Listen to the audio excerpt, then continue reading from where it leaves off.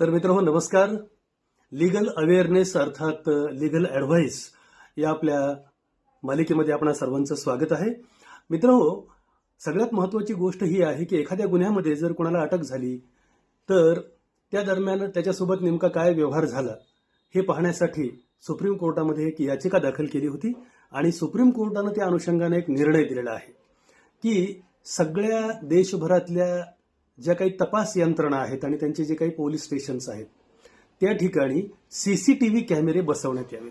आता हे सीसीटीव्ही कॅमेरे का बसवण्यासाठी यावेत असं सुप्रीम कोर्टानं म्हटलं, कारण पोलीस स्टेशनला गेल्यानंतर एखाद्या चौकशीमध्ये आपण गेल्यानंतर किंवा एखाद्या आरोपीला अटक केल्यानंतर नेमका त्याच्याबरोबर व्यवहार काय झाला, त्याच्याबरोबर जर काही वेगळा अमानवीय व्यवहार जर झालेला असेल तर अशा प्रकारे अमानवीय व्यवहारासाठी भारतीय राज्यघटनेच्या कलम 21 प्रमाणे त्या ठिकाणी बाधा येते आणि म्हणून सुप्रीम कोर्टाने अशा प्रकारचा निर्णय दिलेला आहे.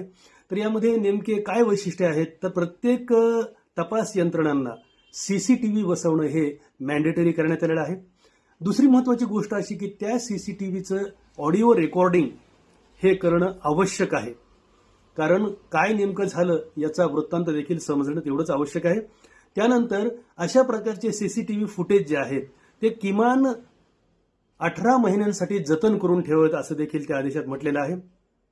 त्यानंतर हे नेमके कुठं कुठं बसवले पाहिजेत, तर ज्या ठिकाणी एक स्पेसिफिक एरियाज आहेत ते त्या ठिकाणी, म्हणजे आरोपीचं लॉकअप असेल किंवा येण्या जाण्याचा मार्ग असेल किंवा ज्या ठिकाणी अंमलदार बसतात त्या ठिकाणची जागा असेल, कॉरिडॉर असेल, वरांडा असेल, लॉकअप असेल, या सर्व ठिकाणी सीसीटीव्ही बसवावेत असं सुप्रीम कोर्टानं म्हटलेलं आहे.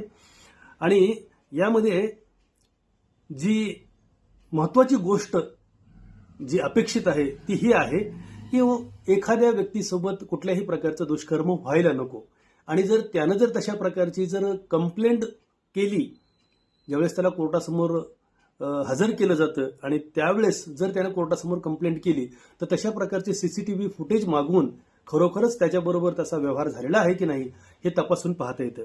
आणि सगळ्यात महत्त्वाची गोष्ट म्हणजे सुप्रीम कोर्टानं असं देखील आदेशित केलेलं आहे की माहितीच्या अधिकाराअंतर्गत अशा प्रकारचे सीसीटीव्ही फुटेज हे देणं बंधनकारक केलेलं आहे त्या मशिनरीवर.